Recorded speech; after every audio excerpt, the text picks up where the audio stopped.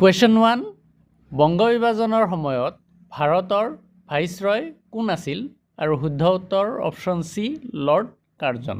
Question 2 Banga বিভাজন কোন চনত কাৰ্যকৰী কৰা হৈছিল আৰু শুদ্ধ উত্তৰ অপশ্যন এ 1905 চনৰ 16 অক্টোবৰ তাৰিখে।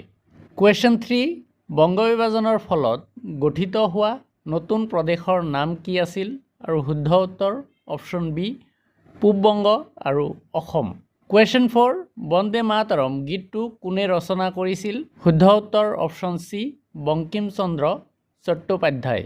কুৱেশ্যন 5 বংগ বিভাজন কেতিয়া বাতিল কৰা হৈছিল আৰু শুদ্ধ উত্তৰ 1911 চনত। কুৱেশ্যন 6 স্বদেশী আন্দোলনৰ সময়ত বেংগল কেমিকেলছ কোনে প্ৰতিষ্ঠা কৰিছিলে আৰু শুদ্ধ উত্তৰ option A Acharya Prafulla Chandra Ray.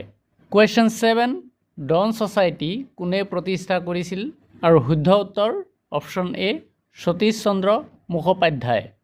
Question 8 Carlyle circular কেতিয়া জাৰি কৰা হৈছিল আৰু শুদ্ধ উত্তৰ অপশ্যন চি 1905 চনৰ 22 অক্টোবৰ তাৰিখে। কুৱেশ্যন 9 যুগান্তৰ সংবাদপত্ৰখনৰ সম্পাদক কোন আছিল আৰু শুদ্ধ উত্তৰ অপশ্যন এ ভূপেন্দ্ৰনাথ দত্ত। কুৱেশ্যন 10 বংগ বিভাজনৰ সময়ত ঢাকাৰ নবাব কোন আছিল আৰু শুদ্ধ উত্তৰ অপশ্যন বি নবাব চলিমুল্লাহ।